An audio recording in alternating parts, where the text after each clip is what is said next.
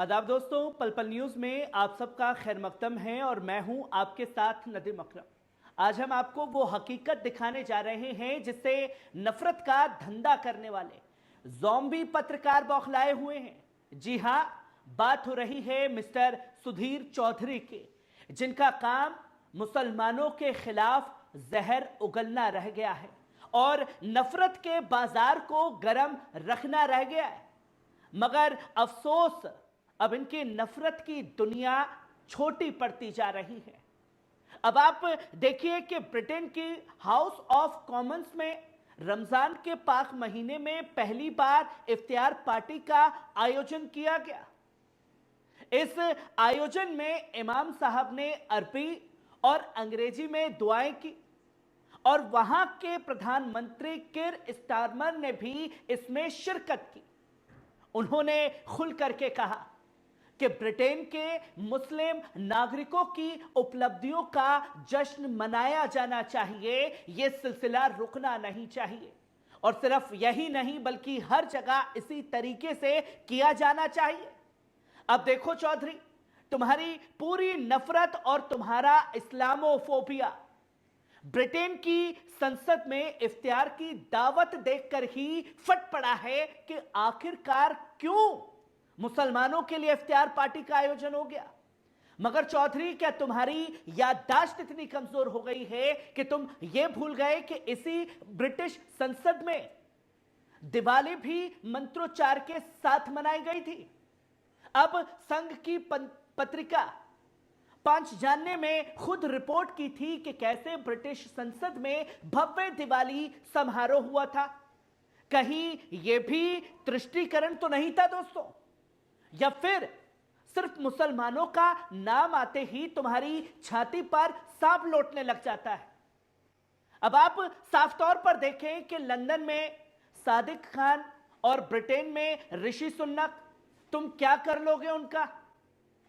चौधरी, तुमको सिर्फ और सिर्फ मुसलमानों से दिक्कत है, बल्कि उनके आगे बढ़ने से तुम्हें जलन होती है, तुम्हारी छाती पर सांप लौटने लगता है।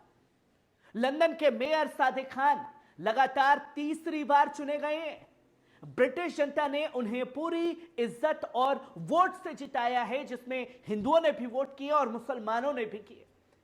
वही भारतीय मूल के ऋषि सुनक भी ब्रिटेन के प्रधानमंत्री बने, तुम ये कैसे भूल गए। तब तो भारतीय मूल के ऋषि सुनक बने प्रधानमंत्री। ब्रिटिश जनता को इससे कोई मसला नहीं है, मगर न्यू इंडिया का यह जहरीला मीडिया इसे मुसलमानों का तुष्टीकरण बताने पर उतारू हो चुका है। चौधरी, तुम्हारी और तुम्हारी जमात की सोच इतनी घटिया हो चुकी है कि तुम दुनिया को सिर्फ एक ही संघी ऐनक से देखने की कोशिश करते हो। अगर तुम्हारा बस चले तो मुसलमानों को दुनिया के किसी कोने में बंद कर दो, मगर अफसोस तुम ये कर नहीं सकते। तुम्हारी नफरत फैलाने वाली पार्टियों की इतनी औकात नहीं रह गई है कि वो विदेशों में चल रहे मसले पर बुलंद कर सके अपनी आवाज। तुम्हारी शाखा इतनी ताकतवर नहीं है कि वो विदेशों में यह दम दिखा सके। इतिहास तुम्हें जानना चाहिए और इतिहास गवाह रहा है, इस्लाम जितना दबाया गया उतना फैला है। तुम्हारी तरह के इस्लामोफोबिक पत्रकार ये समझने की हालत में नहीं है कि सच को दफन नहीं किया जा सकता। इतिहास गवाह है कि जितना इस्लाम को रोका गया है उतनी तेजी से इस्लाम फैला है। आप याद करें, स्पेन में 700 साल तक इस्लामी हुकूमत रही, उसे जबरन मिटाने की कोशिश की गई, मगर आज भी वहां इस्लाम सबसे तेजी से फल फूल रहा है। आप बात करें अमेरिका की और यूरोप में, इस्लाम सबसे तेजी से फैलने वाला मजहब बनता जा रहा है। लाख रोकने की कोशिशों के बावजूद इस्लाम लोग कबूल कर रहे हैं। ब्रिटेन, फ्रांस, जर्मनी, कनाडा, हर जगह इस्लामी तहजीब को अपनाया जा रहा है। युरिदुल्ली युत्फिहु नूर अल्लाहे बी अफवहीम व अल्लाहु मुतमिमु नूरिही व लौ करीहिल काफिरून, सूरा अस्सफ, ये लोग चाहते हैं कि अल्लाह के नूर को अपनी फूंक से बुझा दे, मगर अल्लाह अपने नूर को मुकम्मल करके रहेगा, चाहे ये काफिरों को कितना ही नापसंद क्यों ना हो। इस्लाम रुकने वाला नहीं है। अब तुम और तुम्हारी नफरत की दुकानें इस हकीकत को कबूल करो या ना करो, मगर इस्लाम और मुसलमानों की ताकत को मिटाने की तमाम कोशिशें हमेशा नाकाम रही हैं और रहेंगी। जितना तुम इस्लामोफोबिया फैलाने की कोशिश करोगे वो रुकने वाला नहीं है। चौधरी, अगर इतनी तकलीफ है तो खुद को कोड़े मार लो। चौधरी, अगर इतनी तकलीफ है कि ब्रिटिश संसद में इफ्तियार पार्टी क्यों हुई?